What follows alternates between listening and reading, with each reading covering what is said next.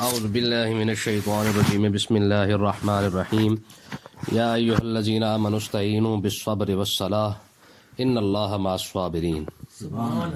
آج کا جو سبق ہے وہ ہے آزمائشیں، مصیبتیں جو اللہ تبارک و تعالیٰ کی طرف سے آتی ہیں، یہ دو قسم کی ہوتی ہیں۔ بعض اوقات اللہ تبارک و تعالیٰ چیز دے کر آزماتا ہے، بعض اوقات چیز لے کر آزماتا ہے۔ نعمت دے کر بھی آزماتا ہے اور نعمت لے کر بھی آزماتا ہے، یہ اس کا اصول ہے۔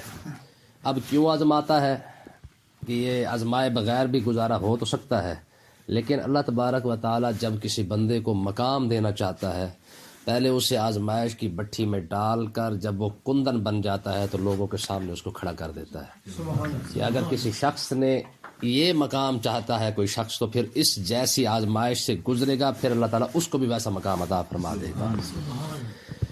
تو آج اللہ تبارک و تعالیٰ نے اس قرآن پاک میں ارشاد فرمایا یا ایھا الذین آمنوا استعینوا بالصبر والصلاۃ، فرمایا ایمان والو تم صبر سے اور نماز سے مدد طلب کرو۔ ٹھیک ہے، صبر اور نماز سے مدد طلب کرو۔ مطلب کیا ہے کہ یاد رکھیں صبر کس بات پہ ہوتا ہے۔ صبر کی علماء نے دو تین قسمیں بیان فرمائی ہیں۔ یا تو گناہوں سے رکنے کا نام بھی صبر ہے، بندہ بے صبر ہوتا ہے تو گناہ کرتا ہے، گناہوں سے رک جائے گا تو صبر کرنا شروع کر دے، ٹھیک ہے۔ یا علماء فرماتے ہیں کہ عبادت پر، نیکی پر دوام کرنا یہ اور اس پر قائم رہنا یہ بھی صبر ہے، ٹھیک ہے۔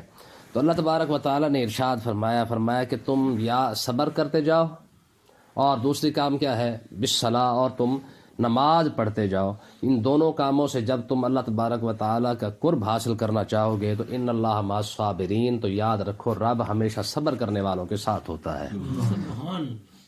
اب اس میں ایک مسئلہ یہ ہے، آقا علیہ الصلوۃ والسلام پر جب بھی کوئی مشکل آتی ہو، صحابہ فرماتے ہیں کہ آقا علیہ الصلوۃ والسلام پر جب کوئی مہم پیش ہوتی یا کوئی ایسا مسئلہ سختی آ جاتی، ٹھیک ہے، جنگوں کے درمیان یا دوسرے معاملات ہوتے، تو آقا علیہ الصلوۃ والسلام ہمیشہ نماز کی طرف جایا کرتے تھے، ہمیشہ نماز کی طرف جاتے۔ اب دیکھیں جن لوگوں نے صبر کیا ہے ان کی پہلی مثال اللہ تبارک و تعالیٰ نے یہاں بیان فرمائی ہے۔ فرمایا کہ وَلَا تَقُولُوا لِمَن يُقْتَلُ فِي سَبِيلِ اللَّهِ أَمْوَاتٌ، فرمایا کہ وہ لوگ جو اللہ تبارک و تعالیٰ کے راستے کے اندر جو شہید ہو گئے ہیں، لا تقولوا، انہیں مردہ نہ کہنا، اموات انہیں مردہ نہ کہو۔ دیکھیں یہ صبر کی پہلی بڑی زبردست قسم کی یہ مثال دی گئی ہے کہ جن لوگوں نے اپنی جانیں اللہ کی راہ میں پیش کی ہیں اور اس پر صبر کیا، انہوں نے گولی لگی صبر کیا، تلوار چلی صبر کیا، تیر چلا صبر کیا، یعنی جب انہوں نے اپنی جان کو اللہ کی بارگاہ اقدس میں پیش کر کے صبر کیا تو رب نے انعام کیا عطا فرمایا لا تقولوا، اب انہیں مردہ نہ کہنا۔ حالانکہ ساری دنیا مر جاتی ہے، وہ مردہ ہے، وہ بھی مرا ہے، لیکن اللہ فرماتا ہے ساری دنیا کو تم مردہ کہہ سکتے ہو، جنہوں نے اپنی جان دے کر صبر کیا ہے اسے مردہ نہیں کہنا۔ یہ انعام دیا جا رہا ہے اپنی جان دینے پر صبر کرنے والوں کو۔ اور کیوں؟ فرمایا بل احیاء ولکن لا تشعرون، بلکہ ہم نے اسے ایسی زندگی انہیں عطا فرمائی ہے لاکن لا تشعرون، تمہیں جس چیز کا شعور بھی نہیں ہے۔ تمہارے سامنے اس کے ٹکڑے ہو چکے ہوں گے لیکن پھر بھی زندہ ہوگا، تمہارے سامنے اس کا سر الگ ہوگا، دھڑ الگ ہوگا، لیکن پھر بھی زندہ ہوگا۔ حضرت امام عبد الرحمن النغیری رحمۃ اللہ علیہ، میں پہلے بھی آپ کو یہ بتایا تھا کہ آپ ایک جنگ کے اندر تھے اور جنگ لڑتے لڑتے جو ہے وہ ایک بندے نے آپ کی تلوار ماری، آپ کا سر الگ کر دیا، دھڑ الگ کر دیا۔ وہی بندہ ظہر کی نماز ٹائم مسلمانوں کے ساتھ کھڑا ہو کے نماز پڑھ رہا تھا، تو کسی نے ظاہر دیکھ لیا، پہچان بھی گیا، اس نے کہا یہی بندہ ہے جس نے ہمارا اتنا بڑا بابا جو ہے وہ شہید کر دیا ہے، اور اب یہ مسلمانوں کے صفوں میں کھڑا ہو کے نماز پڑھ رہا ہے، تو اس کا مطلب یہ ہے کہ یہ بندہ جاسوسی کر رہا ہے یا کوئی نہ کوئی خطرناک مطلب معاملے کے اندر ہی آیا ہے۔ تو اس کو پکڑا گیا، اسے پکڑنے کے بعد اسے کہا گیا کہ تو نے جو ہے وہ اتنا بڑا ہمارا بزرگ شہید کر دیا ہے اور اب ہمارے ساتھ ہی کھڑے ہو کے نماز پڑھ رہا ہے، تیرا اصل مشن کیا ہے؟ اس نے کہا میرا مشن کوئی نہیں ہے، اصل مسئلہ یہ ہے کہ جب میں نے امام عبد الرحمن النغیری کو شہید کیا نا، جب ان کا سر الگ ہو چکا تھا، دھڑ الگ ہو چکا تھا، تب میں واقعی کافر تھا۔ ان کی شہادت کے بعد ابھی میں نے کلمہ پڑھا ہے، کلمہ پڑھنے کے بعد میں ابھی مسلمانوں کے تمہارے ساتھ نماز پڑھ رہا ہوں۔ انہوں نے کہا یہ معاملہ کیسے ہو گیا؟ انہوں نے کہا جب میں نے ان کو شہید کیا نا تو میں نے ان کے سر کے ساتھ کھڑا ہو کے نہ کہا، میں نے کہا تمہاری کتاب میں لکھا ہے کہ تم زندہ ہو، اب بتا تو زندہ ہے؟ تمہاری کتاب میں لکھا ہے کہ تم زندہ ہو، اب بتا، کیونکہ تیرا سر وہاں پڑا ہوا ہے، دھاڑ وہاں پڑا ہوا ہے، اب بتا، اب بھی تو زندہ ہے؟ تو کہتے ہیں کہ امام عبد الرحمن النغیری کے سر مبارک سے آواز آئی، فرمایا انا حی عند اللہ ارزقو، فرمایا میں زندہ بھی ہوں، میرا رب مجھے رزق بھی دے رہا ہے، سبحان اللہ، میں زندہ بھی ہوں، میرا رب مجھے رزق بھی دے رہا ہے۔ روایات کے اندر یہ آتا ہے کہ جب حضرت سیدنا امام حسین رضی اللہ تعالیٰ عنہ کا سر تھا نا نیزے پر، آپ ایک شہر سے گزرے تو سر کیونکہ نیزے پر تھا، تو آپ ایک جگہ سے گزرے تو ایک بندہ اپنے بالا خانہ میں یعنی دوسری منزل پہ نہ بیٹھ کے قرآن پڑھ رہا تھا، سورۃ کہف، اس کی آیت ہے ہم حسبت ان اصحاب الکہف والرقیم کانوا من آیاتنا عجبا، یعنی اس کا مطلب یہ ہے کہ اصحاب کہف کا جو واقعہ ہے وہ بڑا عجیب واقعہ ہے۔ جب یہ بات یعنی اس نے یہ آیت پڑھی تو امام حسین رضی اللہ تعالیٰ عنہ کے سر مبارک سے آواز آئی، فرمایا اصحاب کہف کا واقعہ بھی عجیب ہے لیکن میرا نیزے پہ چڑھ جانا اس سے زیادہ عجیب ہے۔ ٹھیک ہے، تو اللہ تبارک و تعالیٰ نے ارشاد فرمایا کہ ہم شہید کو ایسی زندگی دیتے ہیں جس کا کسی کو بندے کو شعور نہیں ہے۔ یہی وجہ ہے کہ ہم شہید کو ظاہری طور پر جو ہے وہ اپنا دفناتے بھی ہیں، ان کی میت کا جنازہ بھی پڑھتے ہیں، ان کو قبر میں بھی لٹایا جاتا ہے، سب کچھ کیا جاتا ہے، لیکن وجہ کیا ہے؟ اس وجہ سے کرتے ہیں کہ ہمیں ان کی زندگی کا شعور نہیں ہے۔ جب ہمیں شعور نہیں ہے تو ہم جو ہے وہ کیا کرتے ہیں؟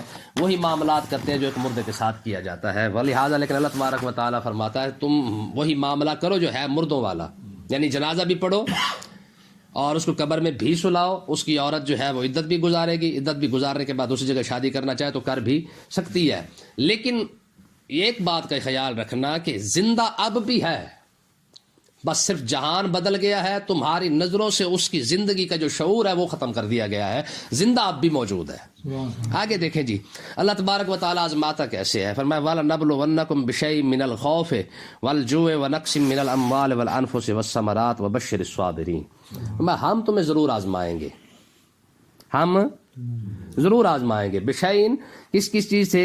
من الخوف، کسی نہ کسی چیز سے ہم ضرور آزمائیں گے، ہم خوف سے بھی آزمائیں گے، والجوع ہم بھوک سے بھی آزمائیں گے، ونقص من الاموال ہم مال کو کم کر کے بھی آزمائیں گے، والانفس ہم جان لے کر بھی آزمائیں گے، والثمرات ہم اولاد لے کر بھی آزمائیں گے۔ ٹھیک ہے جی، اس کا مطلب یہ ہے کہ مقام ایسے نہیں مل جاتا، رب نے واضح طور پر کر دیا ہے کہ جس شخص کو کوئی مقام کوئی مرتبہ چاہیے تو اس کو یہاں سے گزرنا پڑے گا۔ ٹھیک ہے، آج ہماری قوم نا صرف حلوہ کھا کے جو ہے وہ شہید ہونا چاہتی ہے، باقی کھا کے۔ اب دیکھیں میں آپ کو بتاتا ہوں، آپ حیران ہوں گے، وہ علامہ اقبال کا شعر ہے نا کہ ہاتھ پہ ہاتھ دھرے منتظر فردا ہو، ہماری قوم صرف ہاتھ پہ ہاتھ رکھ کے بیٹھی ہے، کوئی دوسرا شخص آئے اور ان کو مقام بھی دے جائے، ان کو بلندی بھی دے جائے، پھر یہ بیٹھ کے جناب سکون سے بیٹھ کے کھائیں، جس طرح موسیٰ علیہ السلام کی قوم کا حال تھا۔ اب دیکھیں نا، یہ جو درس قرآن ہے ہمارا، میں آج بات کر رہا تھا کہ ہم نے لوگوں کے گھروں میں نہیں بلکہ لوگوں کے بستر تک پہنچا دیا ہے، صرف رضائی اٹھا کے بٹن دبانے کے دیر ہے نا، ہم نے تو قرآن کی تفسیر ان کے گھر میں نہیں پہنچائی ہے بلکہ لوگوں کے بستر کے اندر پہنچا دی ہے، اس کے باوجود بھی لوگ سننے کے لیے تیار نہیں ہیں۔ ٹھیک ہے، حالانکہ آپ ایک بار سن کے چلے جاتے ہیں درس قرآن، یہ جو ہمارا واٹس ایپ پہ ہے، لوگ ایک بار سنتے ہوں گے، آپ یقین کریں میں کم سے کم 3 سے 4 بار سنتا ہوں، یار کوئی کمی تو نہیں رہے گی۔ ٹھیک ہے، تو وجہ کیا ہے کہ یہ ہمیشہ اکھاڑا نہیں ہوتا، اکھاڑا آپ دیکھیں دیکھنے والے کتنے لوگ ہوتے ہیں، 1000 2000 4000 5000 آتے ہیں نا، لیکن لوگ جب اکھاڑے سے واپس جاتے ہیں تو یاد صرف 2 ہی ہوتے ہیں، ایک ہارنے والا ایک جیتنے والا، لڑنے والا اور دو جو لڑتا ہے نا، ہمیشہ تاریخ اس کو یاد رکھتی ہے، ہار اور جیت کو یاد رکھا جاتا ہے، تماشا دیکھنے والوں کو کوئی بھی یاد نہیں رکھتا۔ ٹھیک ہے، ہم جب تک محنت نہیں کریں گے، زمانہ ہمیشہ اپنی مخالفت میں چلنے والے بندے کو یاد رکھتا ہے، زمانے کے ساتھ تو ہزاروں لوگ چل لیتے ہیں، اس میں کون سا بڑا مسئلہ ہے، ہر بندہ چلتا ہے، ٹھیک ہے جی، جتنے لوگ لگے نے اتنے لگے رہو، اگر آپ لوگوں کے ساتھ لوگوں کی سوچ کے ساتھ ملا کے چلنا شروع کر دیں گے تو ہزاروں لوگ چل رہے ہیں۔ دیکھیں نا، 5000 کا مجمع بیٹھا ہو اور ایک پہلوان جب آ کے کہتا ہے کوئی میرے مقابلے میں لڑنے والا میرے ساتھ، کوئی بھی ہاتھ نہیں اٹھاتا، لیکن اگر کوئی شخص ایک بندہ ہاتھ اٹھاتا تو 5000 کی نظریں وہاں چلی جاتی ہیں۔ اگر مقام چاہیے نا تو پھر لڑنا پڑے گا۔ ٹھیک ہے، ہم نے اس گروپ کو جب دفاع سے تحریک کا نام دیا نا تو کافی سارے یقین کریں لوگ ہی ڈر گئے کہ یار اب یہ کیا کرنے لگا ہے اللہ جانے. بھائی بات یہ ہے دنیا کے اندر جب بھی کسی شخص کو کوئی عزت اللہ تعالیٰ نے عطا فرمائی ہے وہ مشقتوں سے عطا فرمائی ہے. گھر بیٹھے کسی کو نہیں ملا. ایک شعر ہے وہ کہتے ہیں کہ ان پتھروں پہ چل کے گر آ سکو تو آؤ, میرے گھر کے راستے میں کوئی کہکشاں نہیں ہے. آپ دیکھ لیں تاریخ کے اندر جتنے بڑے بڑے لوگ پڑے ہیں ان کی زندگی ٹوٹل مشقت سے بھری پڑی ہے. ہاں جب یہ گئے ہیں لیکن اس کے بعد دنیا جب تبدیل ہوئی ہے تو پھر ان کے ناموں سے تبدیل ہوئی ہے. امام اعظم ابو حنیفہ رضی اللہ تعالیٰ عنہ کا نام آج جتنی امت مسلمہ موجود ہے اس ٹائم اس میں سے سب سے زیادہ امام ابو حنیفہ رضی اللہ تعالیٰ عنہ کے تقلید کرنے والے لوگ ہیں. امام بخاری میں بار بار آپ کو سناتا رہتا ہوں جب دنیا سے گئے آج 1000 سال گزر گیا لیکن امام بخاری کی زندگی کتنی مشقتوں سے بھری ہوئی تھی. تو جب بھی آپ مقام چاہتے ہیں تو مقام ہمیشہ آزمائش کے بعد ہے. یہ تفسیر شریف لکھنے کا نا میں نے آپ یقین کریں میں نے ایک بندے کو میسج کر کے کہا ہے میں نے کہا یار ہماری کوئی تھوڑی سی ہیلپ کرو ہم اس تفسیر شریف کو لکھ لیں. ٹھیک ہے یہ ایک ایسا مواد ہے اللہ جانے پھر اکٹھا ہو کہ نہ ہو. ٹھیک ہے لڑکیوں کو الگ کہا ہے لڑکوں کو الگ کہا ہے تو آپ کا کیا خیال ہے سب نے یسر کر دیا ہے نہیں کرتا. ٹھیک ہے نا جی 100 میں سے 98 لوگوں نے انکار کر دیا ہے. تو یہ ہوتا ہے. ہم یہ سمجھے کہ جب ہم لوگوں کے لیے آواز لگائے اور لوگ سارے بسم اللہ پڑھ کے آ جائے تو ایسا کبھی بھی نہیں ہوتا. ہمیشہ ہمارے بزرگ کہتے ہیں کہ جو کامیابی ہے نا وہ 1000 ناکامیوں کے بعد آتی ہے. یعنی 1000 بار بندہ ناکام ہوتا ہے تب جا کے کامیابی آتی ہے. تو اللہ تبارک و تعالیٰ نے یہ ارشاد فرمایا کہ ہم تمہیں آزمائیں گے ضرور. ہاں اگر اس آزمائش سے تم نکل گئے ہم تمہیں خوف سے بھی آزمائیں گے. ٹھیک ہے ہم تمہیں بھوک سے بھی آزمائیں گے ہم مال لے کر بھی آزمائیں گے والانفس جان لے کر بھی آزمائیں گے والثمرات امام شافعی کہتے ہیں ثمرات سے مراد جو ہے وہ اولاد ہے. ہم تم سے تمہاری اولاد لے کر بھی تمہیں آزمائیں گے. جنت کا سردار ہے کہ نہیں اپنی آنکھوں کے سامنے اپنے شہزادے نہیں ذبح کرا دیے. کتنی بڑی آزمائش ہے. تو میں نے آپ کو ایک بار پہلے بھی کہا تھا کہ کیا ہوا تھا کہ جنت کی جو سرداری کا راستہ ہے وہ کربلا سے ہو کے جاتا ہے. ٹھیک ہے امام علی اکبر رضی اللہ تعالیٰ عنہ کے بارے میں آتا ہے آپ نے کربلا میں کھڑے ہو کے یہ فرمایا تھا. آپ نے فرمایا جس نے میرے نانا جان کو نہیں دیکھا وہ مجھے دیکھ لے میں شبیہ مصطفیٰ کھڑا ہوا. چھوٹی موٹی بات ہے.